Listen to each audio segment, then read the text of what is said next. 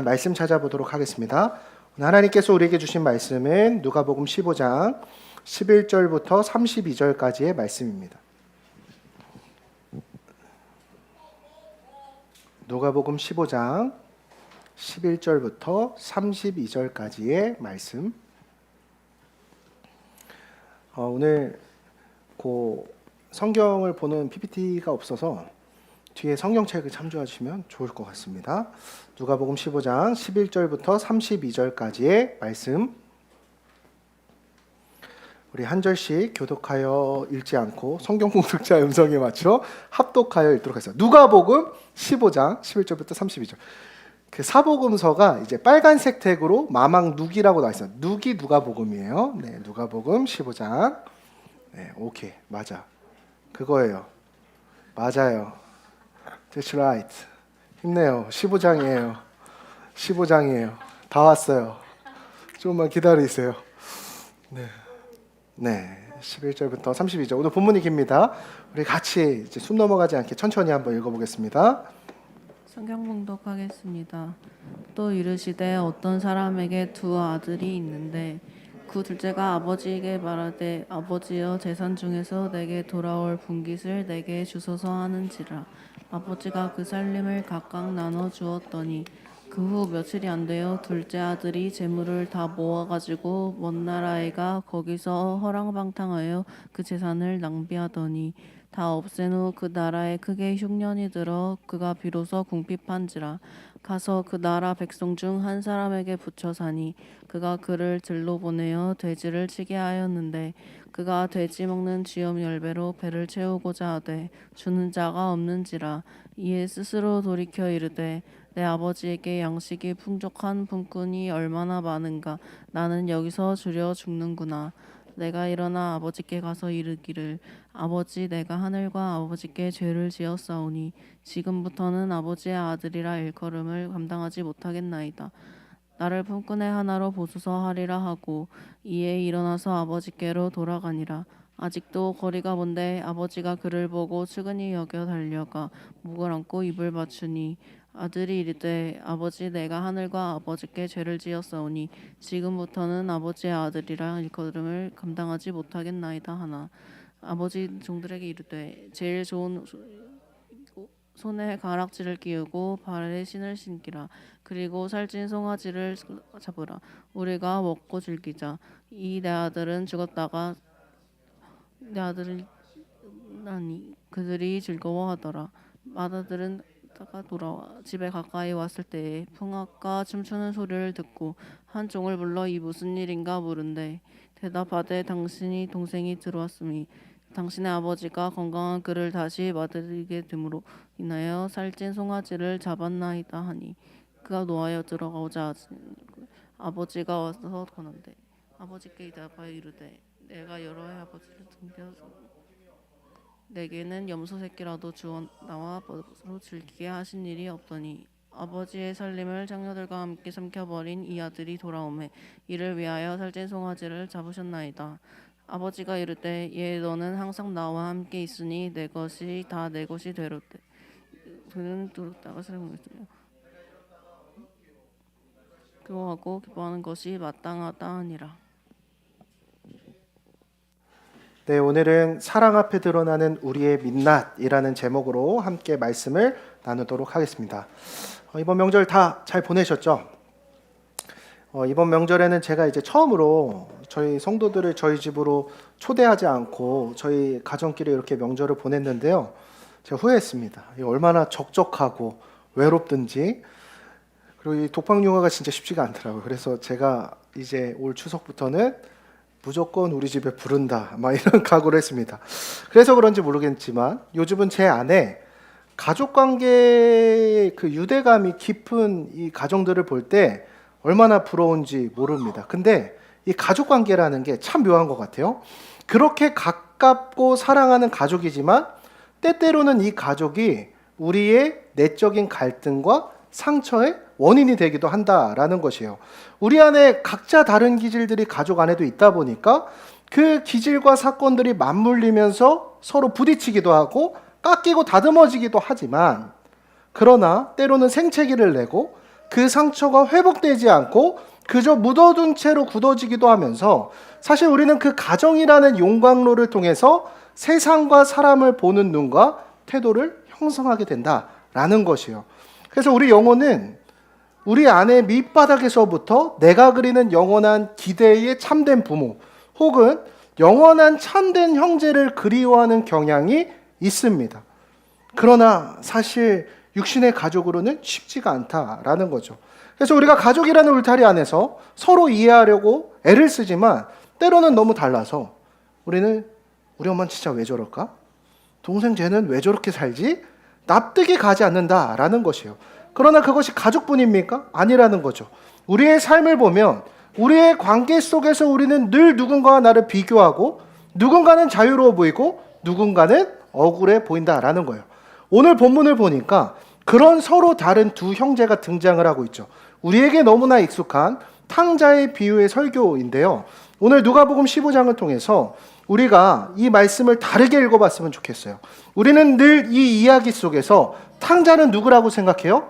둘째 아들이라고 생각을 하지만 사실 오늘 본문에서는 두 사람의 탕자가 나오고 있습니다. 하나는 아버지를 떠난 탕자, 그리고 하나는 아버지 곁에 있지만 마음이 떠난 탕자, 첫째 아들이죠. 오늘 이 두 형제의 이야기를 통해 하나님의 사랑 앞에서 우리의 신앙의 민낯이 어떻게 드러나게 되는지 살펴보도록 하겠습니다. 자, 그럼 오늘 본문을 좀 보기 전에 이 스토리를 알려면 먼저 좀 이 배경에 대해서 이해가 필요합니다. 당시 유대 사회에서 유산 상속의 의미를 살펴봐야 되는데, 당시 고대 유대 사회에서는 이 유산이 단순히 재산을 물려받는 것과는 다른 의미를 가지고 있는 것을 볼 수가 있어요. 그래서 아버지의 유산은 돈, 이렇게 귀결이 되는 것이 아니라 가문의 명예, 신앙을 담고 있는 생명과 같은 것이었습니다. 그래서 오늘 12절 말씀을 좀 띄워주시면, 오늘 12절 말씀에서 둘째 아들이 아버지에게 무엇을 요구하느냐? 아버지에게 말하되 아버지여 재산 중에서 내게 돌아올 분깃을 내게 주소서. 자, 둘째 아들이 요구했던 건 뭐예요? 재산이죠. 근데 아버지가 그 둘째 아들에게 준 것은 뭐예요? 살림이라고 표현하고 있습니다. 둘째 아들은 아버지에게 재산 요구하지만 아버지는 살림을 각각 나누어 줬다고 기록하고 있습니다. 그래서 이것은 단순히 돈뿐만이 아니라 아버지의 명예, 아버지의 신앙, 그 모든 것들, 생명을 담고 있다라는 것을 의미해주고 있다라는 거예요. 그래서 유산 분배는 언제 이루어질까요? 그렇죠. 죽으면 이루어집니다. 아버지가 돌아가신 후에 진행되는 것이 일반적이었습니다. 그러나 오늘 본문에서 둘째 아들이 이 유산을 요구하는 것은 단순히 내가 받을 몫을 미리 땡겨주세요. 사업이라도 해보게. 이런 의미가 아니라 마치 이런 의미입니다. 아버지, 당신은 나에게 더 이상 필요가 없습니다. 내 인생에 간섭하지 말아주세요라고 하는 말과 똑같다라는 것입니다. 여러분, 여러분들의 부모님께 지난 명절 때 이런 식으로 얘기했다라고 생각해 보세요. 엄마, 이제 엄마가 내 인생에 더 이상 필요 없어. 그럼 여러분 어떤 일이 벌어집니까? 밥상이 엎어지고 버르장머리 없다라는 소리와 함께 등짝을 맞게 되겠죠. 근데 매우 보수적이었던 당시 유대 사회 내에서는 둘째 아들의 요구가 일반적이지 않은 정말 충격적인 일이었다라는 거예요. 근데 여기서 더 놀라운 것이 있어요. 그게 뭐냐? 아버지의 반응입니다. 아버지의 반응은 어떻게 합니까? 그 재산을 내어주었다라는 거죠. 제가 곰곰이 생각해 봤어요. 태호가 아빠, 제 인생에 더 이상 간섭하지 마세요. 저의 재산을 미리 땡겨주세요. 그럼 이런 후레자식이 다 있나? 나가 그랬을 것 같은데 오늘 본문에서는 아버지가 아무런 반박도 하지 않고 유산을 나눠주었다. 그러나 오늘 본문에서 아버지는 왜 이를 알면서도 막지 않으셨을까? 동생이 잘못된 선택을 하고 있다는 것을 알면서도 그가 떠나도록 허락하셨다라는 거죠.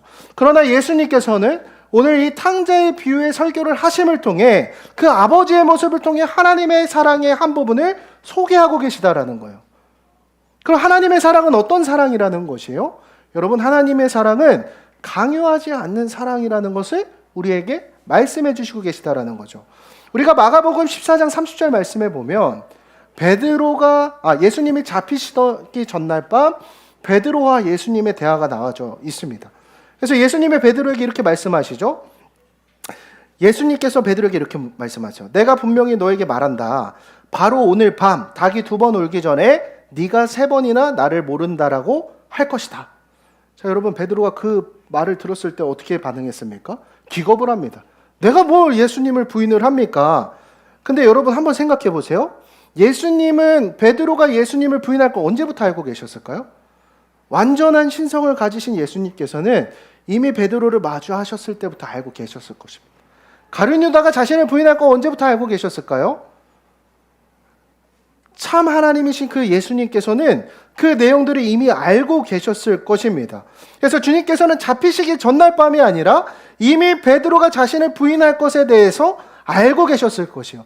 그러나 그 베드로를, 자신을 부인한 베드로를 제자로 삼으시고 함께 하심을 통해 예수님께서는 그의 삶을 통해 뭘 보여주시는 거예요?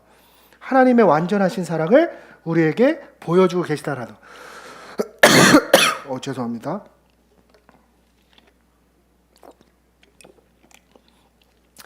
여러분, 이것은 무엇을 의미합니까? 이처럼 사랑은 억지로 만들어지지 않는다라는 거예요. 아무리 좋은 부모라도 자녀에게 무조건 나만 사랑해라라고 강요할 수 없는 것이죠. 진짜 사랑은 어디서부터 나옵니까? 선택할 수 있는 자유 속에서 나옵니다. 여러분, 그건 하나님도 마찬가지라는 거예요. 하나님께서는 우리가 우리의 전심을 다해 하나님을 사랑하기를 원하시지만 억지로 붙잡아 두지 않으십니다. 왜 그렇습니까? 우리를 향한 완전한 사랑을 보여주시게 되는 거죠. 그래서 우리가 그분을 떠날 수도 있는 존재로 만드신 거는 하나님의 완전하신 사랑의 표현이라는 것이에요. 그래서 어쩌면 오늘 우리는 이렇게 하나님께 말을 할지도 모릅니다. 하나님, 나를 봐봐요. 막상 세상으로 나와보니까 하나님 없이도 살 수 있잖아요. 나 교회 안 나간다고 망합니까? 망하지 않잖아요. 하나님, 당신은 더 이상 내게 필요가 없어요 라고 외칠 때에도 하나님은 오늘 우리에게 어떻게 반응하신다라는 거예요. 그분의 완전하신 사랑은 오래 참으심으로 우리의 연약함을 깨닫고 우리가 다시금 주님의 품으로 돌아올 때까지 한없이 기다려주신다라는 거예요. 여러분, 오늘 그분의 완전하신 사랑을 깨닫고 우리의 멀어져 버린 그 주님과의 관계 가운데 다시금 주님의 곁으로 나아가는 오늘 이 말씀의 시간이 되길 간절히 소망합니다. 자, 근데 오늘 동생이 유산을 받았어요. 그리고 그가 한 일이 있습니다. 무엇입니까? 13절 말씀이에요. 우리 같이 한번 읽어보죠. 시작. 며칠이 안 되어 둘째 아들이 집을 탐험하고 먼 나라에 가 거기서 허랑 방탕하여 그 제자를 나가게 하였다. 아멘. 동생이 유산을 챙겼어요. 그러자마자 집을 떠납니다. 어디로 갑니까? 오늘 13절에 보니까 그 지역의 이름을 명확히 얘기하고 있지만 어디로 갔다라고 표현해요? 먼 나라. 아버지와 최대한 멀리 떠나고 싶었던 것을 이야기하고 있다라는 거죠. 여러분, 둘째 아들의 모습 속에서 우리는 무엇을 볼 수 있느냐? 필요를 쫓는 신앙생활의 말로를 보게 됩니다. 뭘 볼 수 있다고요? 필요를 쫓는 신앙생활의 말로, 그 결과값을 볼 수가 있습니다. 자신의 결핍이 사라졌어요. 자신의 필요가 채워졌어요. 무엇을 선택합니까? 아버지로부터 가장 먼 곳을 선택하게 되는 것을 우리는 볼 수가 있다라는 것이에요. 필요가 채워질 때 먼 나라를 선택하는 삶, 이것은 우리의 이기적인 신앙생활을 보여주는 거울과 같다라는 것입니다. 여러분, 둘째 아들이 원했던 것은 무엇입니까? 아버지가 아니었죠. 둘째 아들이 원하는 것은 무엇이었죠? 아버지가 주시는 것이었습니다. 그런데 우리의 신앙을 이곳에 반추해 보았을 때 여러분들의 신앙은 언제 간절해져요? 필요가 있을 때 간절해지죠. 외로울 때, 아플 때, 중요한 결정을 앞두고 있을 때, 어떤 결핍이 생겼을 때 우리의 신앙은 매우 간절해집니다. 그러나 우리의 필요가 채워질 때 우리는 어떠한 선택을 하게 됩니까? 어김없이 먼 나라를 선택합니다. 나의 필요가 있을 땐 아버지의 품을 찾지만 나의 필요가 채워지니까 아버지로부터 먼 나라를 선택하는 우리의 모습. 그것은 관계가 아닌 필요에 의한 신앙생활의 모습을 그대로 대변해주고 있다라는 것입니다. 근데 여러분, 우리는 여기서 중요한 질문을 던져야 한다라는 거예요. 오늘 우리의 신앙은 하나님을 사랑하고 있는가? 하나님의 것을 사랑하고 있는가? 나는 하나님과의 관계를 위해 애쓰고 있는가? 하나님이 주시는 것을 위해 애를 쓰고 있는가? 그게 바로 둘째 아들의 신앙이라는 거예요. 동생은 결국 아버지가 주는 것만 원했고 결국 그것을 챙기자 아버지의 품을 떠나는 것을 볼 수 있죠. 그리고 그는 자신이 모든 것을 통제할 수 있다라고 생각했습니다. 하지만 인생이 그렇게 쉽게 풀립니까? 아니죠. 결국 아버지의 품을 떠난 그의 선택의 결과는 무엇이었습니까? 끝없는 외로움, 끝없는 결핍, 모든 재산을 낭비하고 먹을 것도 없이 굶주리게 되었다라는 것입니다. 오늘 여러분들이 우리가 이 말씀을 함께 읽을 때 둘째 아들의 신앙이 아닌 하나님을 선택할 수 있는 저와 여러분이 되길 간절히 소망합니다. 자, 16절로 돌아와서 우리 계속해서 보죠. 오늘 16절 말씀 함께 했습니다. 시작. 그가 돼지 먹는 쥐업 열매를 배를 채우고자 하되 주는 자가 없는지라. 여러분, 필요를 쫓는 신앙생활의 결과가 계속해서 이렇게 나타나는 것을 볼 수 있는데, 그때 당시에 유대인들에게 돼지라는 동물은 매우 부정한 동물입니다. 우리에게 돼지는 매우 맛있는 동물이지만 당시 유대인들에게 돼지는 부정한 동물입니다. 그런데 지금 동생은 돼지보다 못한 처지가 되었습니다. 완전한 아버지의 집으로부터 멀어진 먼 나라를 선택한 결과를 볼 수 있다라는 거죠. 여러분, 완전한 선이신 하나님으로부터의 반대값은 무엇일까요? 완전한 악이죠. 완전한 선이신 하나님으로부터의 완전한 반대는 무엇일까요? 완전한 어둠입니다. 죄가 우리를 어디까지 끌고 갈 수 있는지를 이 본문 가운데 보여주고 있다라는 거예요. 우리가 처음부터 아버지의 곁을 떠날 때 나는 막 살 거야, 죄인으로 살 거야, 악인의 길을 걸어갈 거라고 다짐하지 않죠. 처음에는 가벼운 마음으로 주님의 곁을 떠나갔지만 결국 그 작은 죄가 점점 더 깊어지고 결국 우리가 스스로를 통제할 수 없는 지경까지 우리의 삶을 그 죄가 인도하여 간다라는 것이요. 처음에는 작은 불순종, 작은 타협에서 시작을 하지만 그 끝에 다다랐을 때는 우리가 원하지 않는 늪에 빠져 있는 우리의 영혼의 말로를 보게 될 수 있다라는 것입니다. 여기서 중요한 장면이 나와요. 17절 말씀입니다. 우리 같이 한번 읽어봅니다. 시작. 이에 스스로 돌이켜 이르되 내 아버지에게는 양식이 풍족한 품꾼이 얼마나 많은가. 나는 여기서 주려 죽는구나. 여러분, 둘째 아들이 그 인생의 벼랑 끝에 다가갔을 때 깨달은 게 있습니다. 오늘 17절 말씀에서 뭐라고 기록하고 있느냐? 스스로 돌이켰다라고 고백을 하고 있습니다. 여기서는 우리는 회개의 첫 번째 단계를 배우고 있어요. 여러분, 회개는 어떻게 시작되어집니까? 그 돌이키는 것은 어떻게 시작되는 거예요? 잘못했어요라고 하는 것에서 시작되는 게 아니라 문제를 깨닫는 것에서부터 시작됩니다. 나의 영혼이 지금 어디에 서 있는지를 깨닫는 것에서부터 회개는 시작됩니다. 내가 어디에서 벗어나 있는지를 아는 것으로부터 회개는 시작되어진다는 거예요. 여기서 중요한 점이 있습니다. 둘째 아들은 이렇게 생각합니다. 아버지께 돌아가자. 하지만 나는 이제 아들이라 불릴 자격이 없으니 품꾼으로라도 받아달라고 하자. 그러나 회개를 하려고 하지만 둘째 아들은 여전히 아버지의 사랑을 제대로 이해하지 못하고 있어요. 둘째 아들은 자격으로 인해 사랑을 받을 수 있다고 착각하고 있었습니다.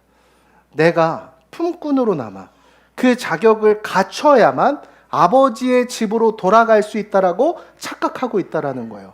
여러분, 그러나 하나님의 사랑엔 조건이 필요 없습니다. 우리는 하나님 앞에서 잘해야만 사랑받을 수 있다고 생각을 많이 하지만 아닙니다. 하나님의 사랑엔 조건이 없고 자격이 없고 행동 때문이 아니라 그분의 성품 때문에 우리가 하나님의 사랑을 얻을 수 있습니다. 이 깨달음이 하나님 사랑의 두 번째 모습이라는 것이요. 사랑하는 여러분, 오늘 우리는 하나님의 완전하신 사랑 앞에 조건을 붙이고 있지는 않는지 점검해 보길 원합니다. 우리가 오늘 마음의 예배를 함께 나누었을 때 하나님의 사랑을 온전히 받아들이지 못하는 이유에 대해서 우리가 함께 나누었습니다. 우리는 생각합니다. 내가 더 나아져야, 내가 더 열심히 해야, 내가 더 많이 알아야 하나님께서 나를 용납할 거란 생각들로 하나님의 사랑을 제한하고 있다는 거예요. 오늘 이 말씀을 통해 나의 그러한 생각들을 내려놓고 모든 것을 제한 없이 품으시는 하나님께 나아가는 것을 결단할 수 있는 저와 여러분이 되길 간절히 소망합니다. 자, 우리가 둘째 아들의 신앙을 함께 봤죠. 근데 또 한 명의 탕자가 남았습니다. 누구죠? 첫째 아들이에요. 오늘 본문 25절의 말씀이에요. 우리 같이 한번 읽어보죠. 시작. 원하들은 밭에 있다가 돌아와 지금 가까이 왔을 때 부하가 춤추는 소리를 듣고. 자, 여러분 잘 보세요. 동생이 그래서 돌아왔죠. 아버지가 용서하고 용납하고 받아주세요. 잔치를 엽니다. 그때 형은 어디에 있었어요? 밭에 있어요. 집에서 쉬고 있지 않았습니다. 뭐 하고 있었어요? 열심히 일하고 있었습니다. 그러니까 여기서 우리는 그 형의 이미지를 볼 수 있겠죠. 어린 시절부터 아버지의 말을 잘 들었던 모범생 아들. 그리고 지금도 자신이 주어진 일상을 성실히 살아가는 아들. 그런데 형은 아버지의 집에서, 아버지의 곁에서 정말 행복했을까? 우리는 이 지점을 한번 잘 보아야 한다는 거예요. 그러나 형의 반응을 보세요. 형이 지금 그 소식을 들었을 때 어떻게 반응하고 있습니까? 나는 열심히 했는데 왜 저놈을 받아줍니까? 라고 분노하고 있다는 거예요. 집에 가까이 오자 집안에선 축제가 벌어지고 있죠. 종에게 묻습니다. 이게 뭔 일이야? 그러자 27절에서 이렇게 이야기해요. 당신의 동생이 돌아왔어요. 당신의 아버지가 건강한 그를 다시 마다게 되버려서 살찐 송아지를 잡았습니다. 여러분, 상식적인 형의 반응은 무엇일까요? 제가 이상적인 형제의 모습, 저는 외아들이기 때문에 잘 모르겠지만 이상적인 형제의 모습은 내 동생이 돌아왔구나 함께 기뻐할 줄 알았습니다. 근데 그 소식을 들은 형의 반응은 무엇입니까? 영주가 에이 목사님 외동이라 뭘 모르네. 틀린다라는 거예요. 28절에 형의 감정이 이렇게 나와 있어요. 그가 노하여 들어가고자 하지 아니하거늘. 형의 진짜 속마음이 드러나는 순간입니다. 그는 동생이 돌아왔다는 사실 자체를 싫어하고 있다라는 거예요. 아버지께서 동생을 받아들여 주셨다라는 사실이 싫었습니다. 그러면 그 형의 분노는 어디서부터 비롯된 것일까요? 바로 이 마음 가운데 있습니다. 내가 더 받을 자격이 있다라고 하는 공로주의. 형은 집 밖에서 화가 나 있었습니다. 그래서 아버지가 직접 형을 달래러 밖으로까지 나오세요.